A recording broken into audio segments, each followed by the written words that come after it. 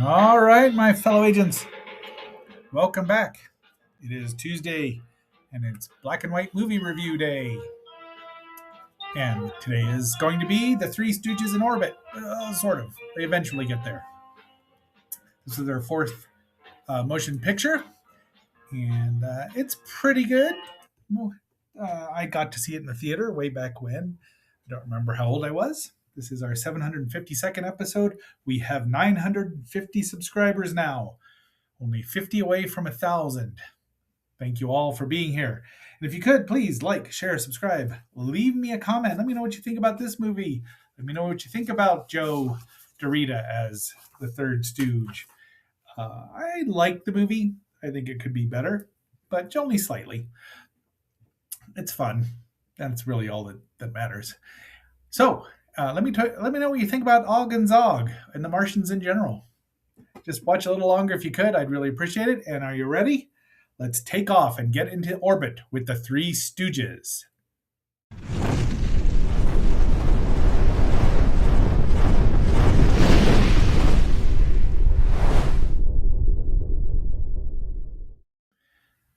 All right, we start out here with some narration about how we've always wanted to explore Mars. Lots of cool pictures.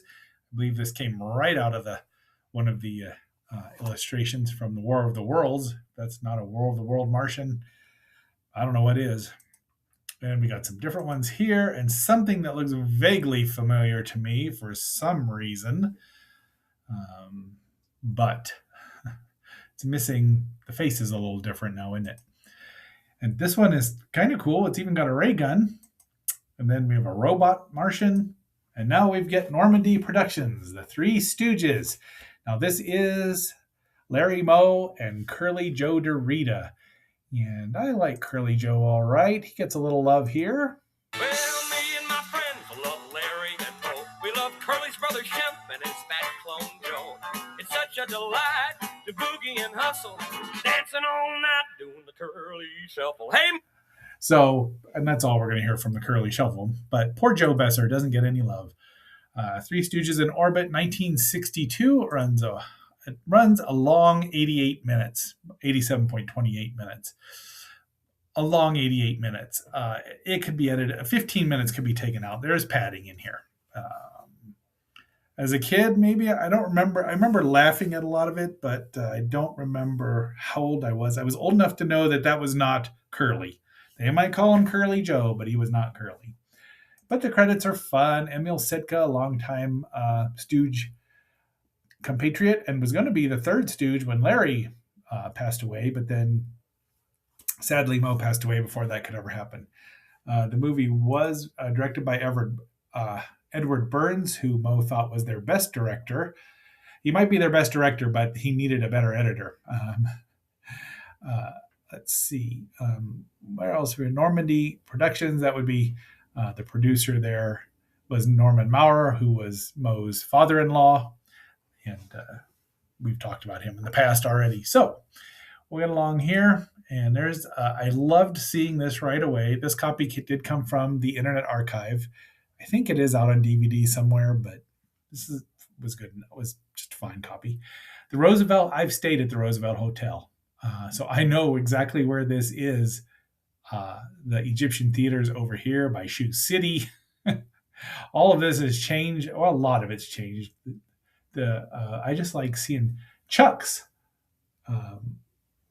Chuck's drapes. Chuck's. I can't read what that says, but I mean, just old Hollywood there, 1960s. But the Roosevelt Hotel was still there, in 1999, 2000. That's when G Fest was there. Anyway, I just like that. So this show, the movie came out of the failed Stooges pilot, the Three Stooges scrapbook, which is a color television pilot that was done in 1960 with a financial outlay of $30,000. It wasn't a commercial success, which is odd since the Stooges were popular. But Norman Maurer repurposed a lot of the footage in here, which is what we're going to see here. This part here, and there's their old battle axe, and that's what it looked like in color. Because you can find a really a restoration on the Internet Archive of the Stooges scrapbook. So we will go over that at some point. But the boys are definitely older. There's not as much slapping and there's no eye poking, but he did bonk Larry and Curly Joe quite a bit. I don't know why he couldn't cook in the rooms, but that was a thing back in the day. I mean, Barney couldn't cook in the rooms he rented in Mayberry. But they're going to Lompoc, which is where Roger Rabbit is from. And you'll hear Lompoc mention Roger Rabbit, Roger Ramjet, not Professor Roger Abbott either, Roger Ramjet. And there is Professor Danforth, who's Emil Sitka. That's his castle. His father brought it over. That's his butler back there. That's William the butler. He's also a Martian butler. Dun dun dun. There is Professor Danforth with his wild, wacky, whatever. I don't even know what that thing's called. The Stooges are looking for a job and a place to stay and eat while their show might be canceled. The Three Stooges scrapbook, oddly enough. So, but now they're up there. So this is this is the new footage. It's nighttime, and Professor Danforth tells the boys the Martians are trying to take his invention. And they're like, okay, cuckoo. But of course, they're all going to sleep in the same bed. Well, maybe not. But there's a monster in the room. Oh, wrong Stooge. So he does his best. And, he's a pretty good foil, but perhaps he shouldn't have tried to look so much like Curly. Meh. I don't know. I liked him all right. I've liked all of the Stooges movies except for Snow White and the Three Stooges. I'm dreading reviewing that, but I'll probably get around to it. So Sleepy Larry gets taken by the monster. Monster gets in bed with Joe. And then Joe knocks him out, and he finds out it's William the butler.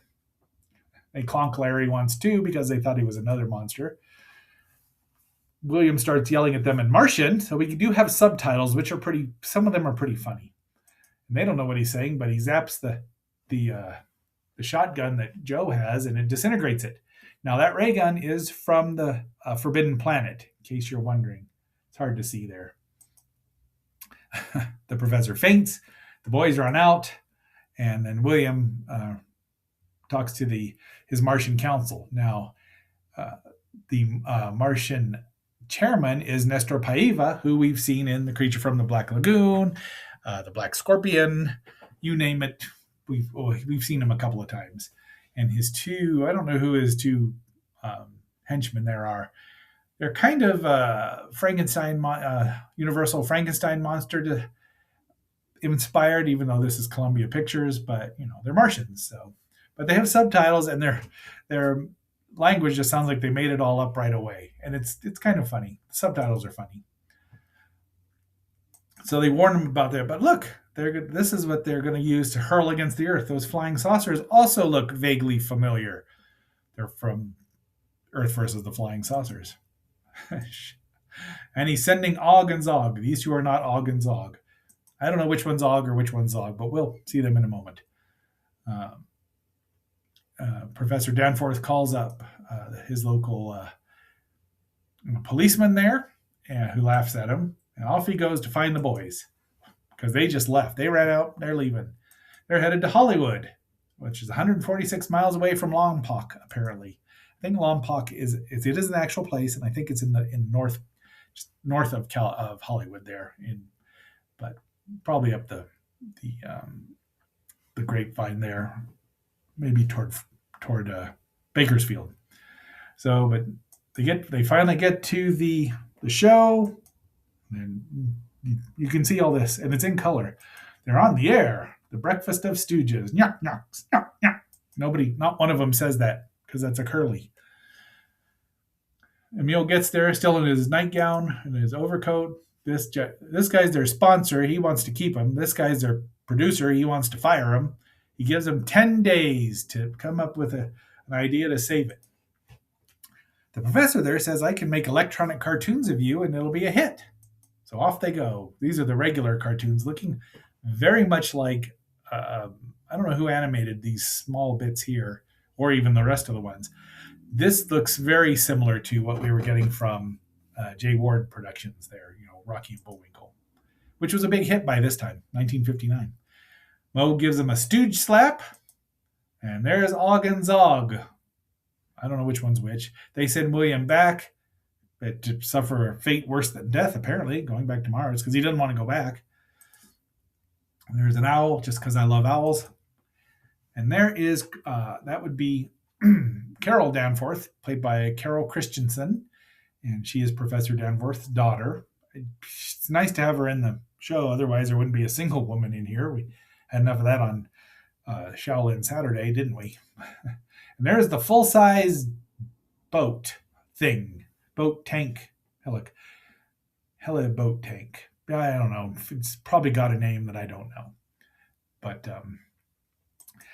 boys are working on it. And now we've got letters. He sent them out to let the Army, Navy, and Air Force. The Marines were I don't know if they were separate yet or not, but they didn't show up, or they're not in the movie. The Army and the because water, air, and land, and only the Air Force is interested, I believe. The machine is fantastic, and there he is. That would be Captain Tom Andrews. That's Edson Stroll, and also he decides he likes Carol right away. How to Marry a Millionaire. McHale's Navy as Virgil Edwards. Geez, I have not watched McHale's Navy in ages. So, he was also in Snow White and the Three Stooges. Well, the man paid his dues. So, I mean, they're quite taken with each other. And he's like, "What? The Air Force is interested. Show up." Og and Zog are there spying. And there's a demonstration of the model, which flies out, splashes. Curly Joe is in the shower, so everyone gets wet except him. Flies out, flies into a woman's bedroom, flies back. Fortunately, I mean, it's essentially a drone, but it doesn't have any recording capabilities. It lands on his arm he's really good too. I really like Emil Sitka. The space messenger has delivered the great weapon, which is you could make one of those at your house. Anyway, there it is. The boys are working on it, and somehow they get interference. Polka Dot toothpaste, and there is Cheerio Meredith as toothpaste old maid. She was also on 6 episodes of the Andy Griffith Show. I don't remember who she played, but everyone thinks she made an impression. So they get a bunch of shots of the Earth, and they're like, the leader says, invasion canceled and destroy the miserable planet. I hope they're not watching now. So she wants to go with them to go take the invention to the Air Force. And now they're having a problem because the door's not wide enough. And we go through a very old stooge routine and some poking and bonking, and the Martians, Zog zaps a big hole in the wall, and out they go. We did. Moe compliments them, and off they go, crashing through it and just going on. There was a full-size prop because they're in it a lot, so this might have been the full-size prop moving. Meanwhile, back at the Air Force Base, there's our generals and majors. They're always generals and majors. I don't remember all of the XTC song. Tom Akazi, if you're watching, forgive me. But they're waiting for him. And they show up, and it chases the professor around. The boys can't control it. They pull out the emergency brake. Og and Zog realize it's full of bugs. Why would they be worried? But they can get it into the air before they run into high explosives. And I thought this line was quite funny. You'll knock him on his brass.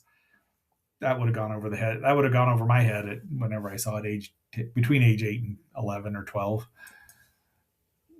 And of course, they open up the girls' showers, or the women's showers, which is also a funny scene because everyone's got their binoculars while they're watching this thing land.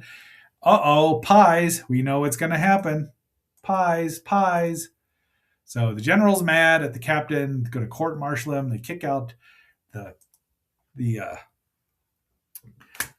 Danforth. The captain calls him a crazy old professor, which of course Carol just has a conniption about, and rightly so. He insulted dad. And now they're Atomic Energy Commission with a new water base. This a mine that will blow up when it touches water. So I'm not exactly sure how that's going to work to get subs because if it explodes on top on the surface. But guess who puts it in their rocket machine? And they're trying to figure out why it didn't blow up when they dropped water on it. Off they go because it's now atomic energy powered. They thought it was the carburetor or the distributor cap.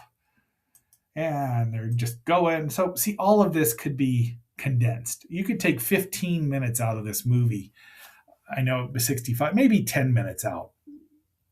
It's 80, 75 minutes, 12 minutes. Take 12 minutes out and it would have been easier.